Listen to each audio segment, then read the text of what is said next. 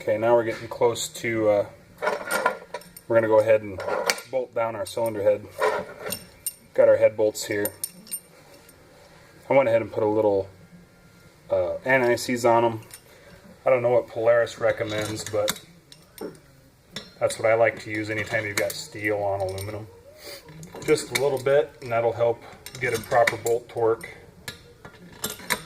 and just help anything to keep from corroding. We're going to run these down real lightly with the impact gun.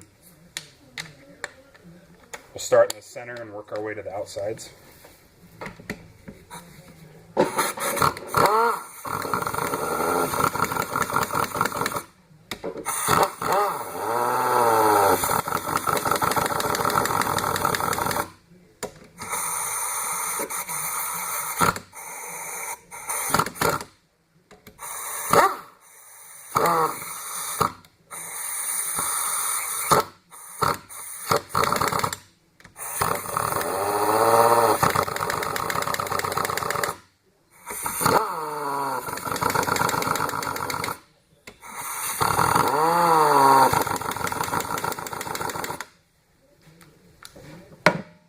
Okay, there's a Polaris way to torque these down. It involves torquing them down to a certain spec, then loosening them up and torquing them again, and then you hop on one leg and you do a couple of other things.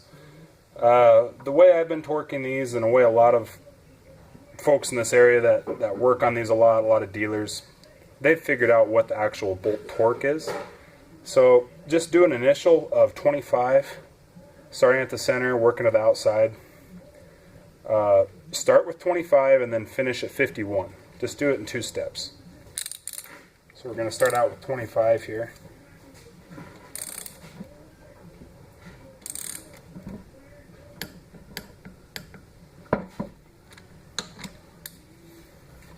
And that's actually the way the old 700s used to be.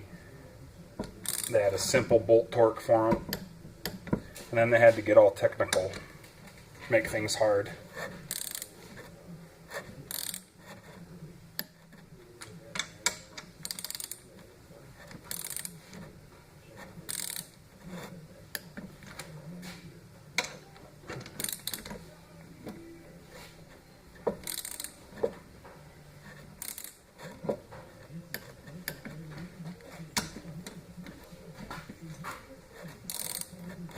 Really, there's only 2 things you're going to have to worry about torquing on this engine, and that's the head bolts and the rocker arm bolts.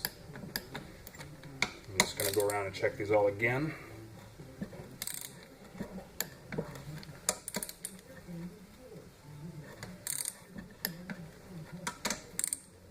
Just to make sure when we go to our next step that they're all at the same torque.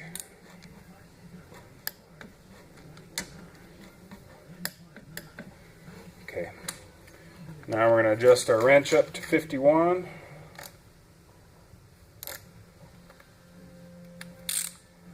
Start back in the middle.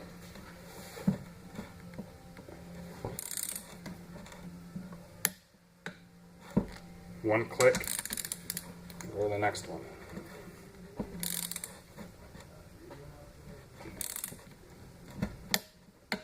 Okay, go out to these.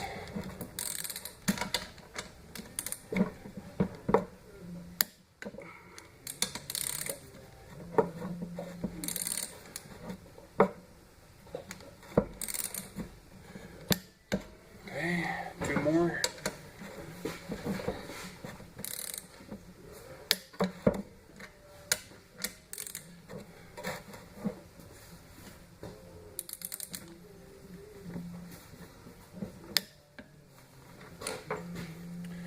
Okay, we'll go through all these again.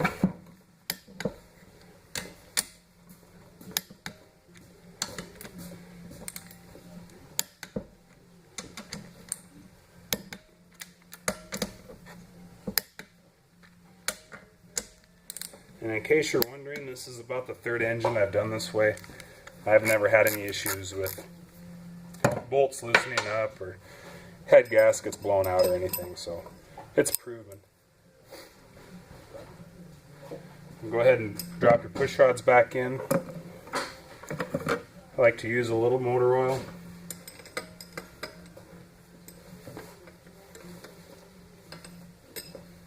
Go ahead and line them up.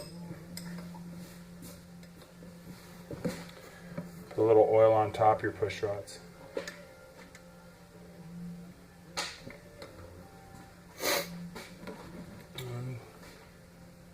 Go ahead and put your rocker arms back on. Actually, put a little oil on top of your valve stems also.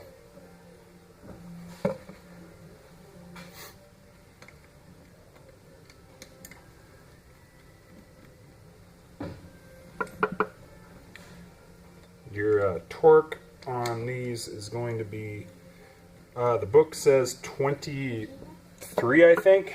You're going to go to, I don't know, there's been some folks that have broken these off at 23. I've been told 18 is plenty, and I've never had anything loosen up at 18. And I have not had anything break either, so that's where I'm going to stay.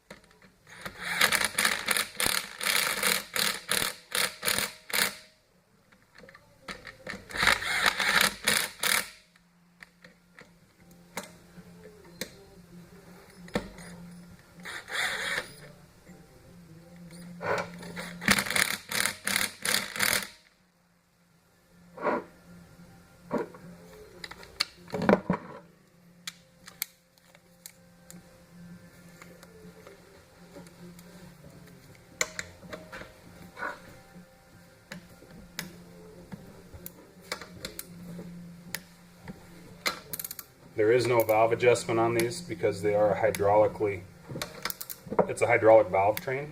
So all the adjustments taken up in the lifters. So basically you just bolt them down and you're good to go. Okay.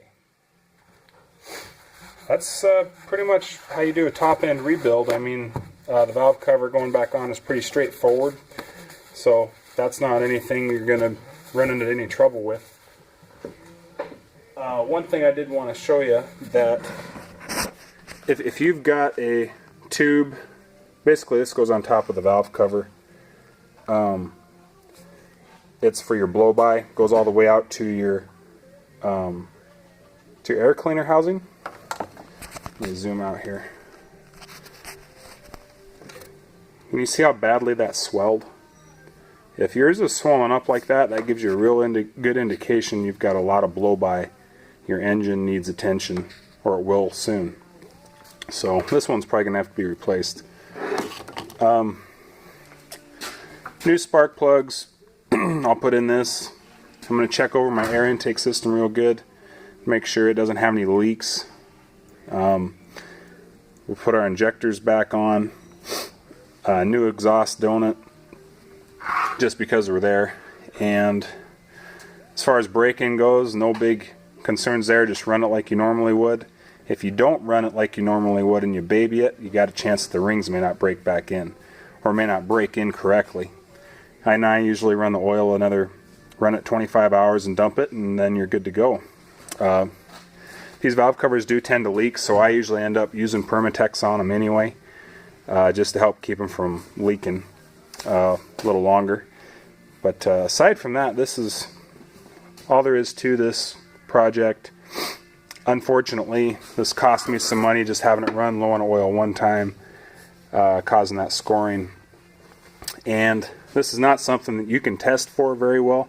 You can run a compression check on these and they'll test good all day long, and they'll run good all day long, like this one did. Even with this damage, you're just going to run out of oil a lot sooner than you'd expect in your crankcase. So that's it. Thanks for watching.